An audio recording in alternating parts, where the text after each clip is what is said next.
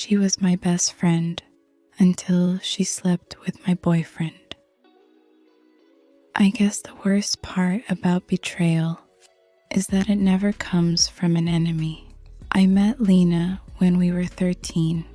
We were both awkward, overly chatty, and weirdly obsessed with horror movies.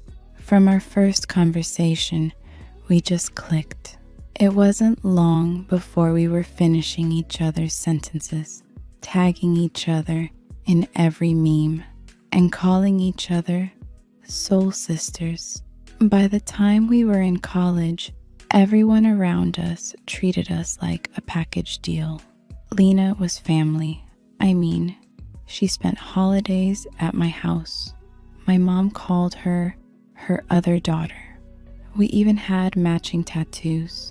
Something small, a wave on our wrists that we got on a whim during spring break in Miami.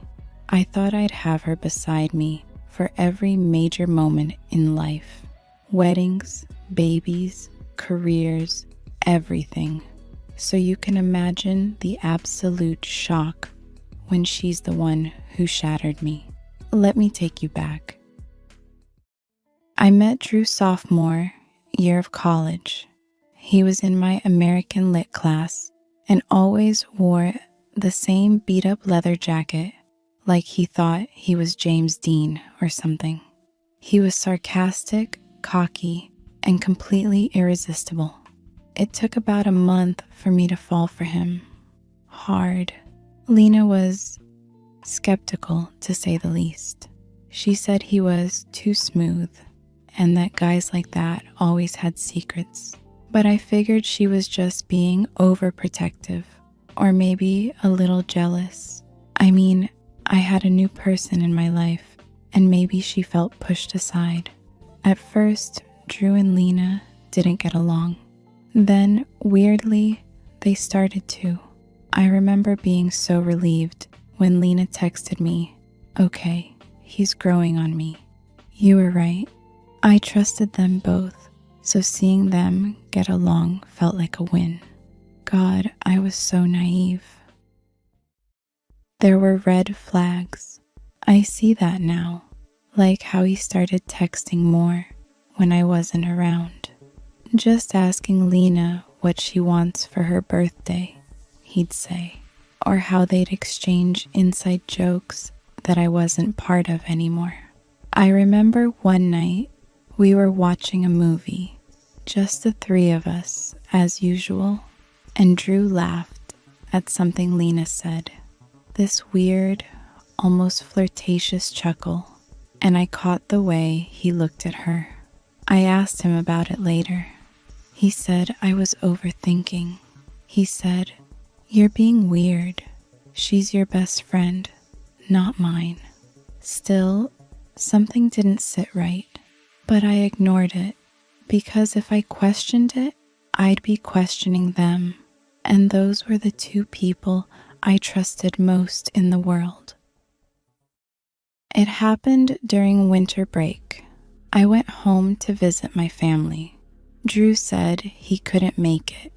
He was stuck with work. Lena, meanwhile, stayed in the city. She said she needed time to herself. I didn't think twice about it. Honestly, I was just looking forward to relaxing and not worrying about anything for a few days. Then I saw it. A mutual friend, someone who didn't even know the whole situation, posted a story from a bar, just a few seconds long, a blurry boomerang. But there they were, Lena and Drew, sitting way too close, her hand on his chest, him whispering something into her ear. I froze. I don't even remember what I did first. Called? Texted? Screamed into a pillow?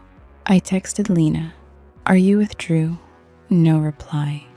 I called Drew. He didn't answer. I didn't sleep that night or the night after. When I got back to the city, I went to Drew's apartment without warning. His face said it all. That look of guilt mixed with panic. He didn't even try to deny it. He said it just happened. He said it was a mistake. He said he didn't want to hurt me. Too late. I left without saying a word. Lena came to my apartment the next day. She looked like hell. I didn't let her in. She stood in the hallway and said, "Please, please let me explain."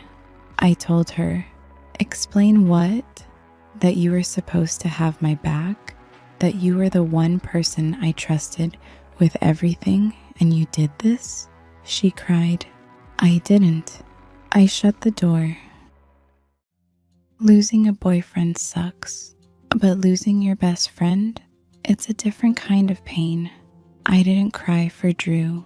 I cried for the years of sleepovers, secrets, vacations, birthdays, all now tainted.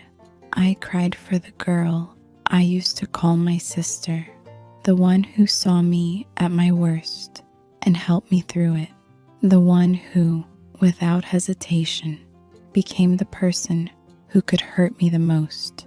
She tried, for weeks, to get in touch. I blocked her. I don't know if they're still together. I don't care. What I do know is I rebuilt, slowly, quietly. I started journaling again. I picked up photography. I leaned into people I had overlooked while I was obsessed with keeping them happy. And I found peace in the silence that used to scare me. It wasn't easy, but I learned that closure doesn't come from the people who break you. It comes from choosing to move forward without them.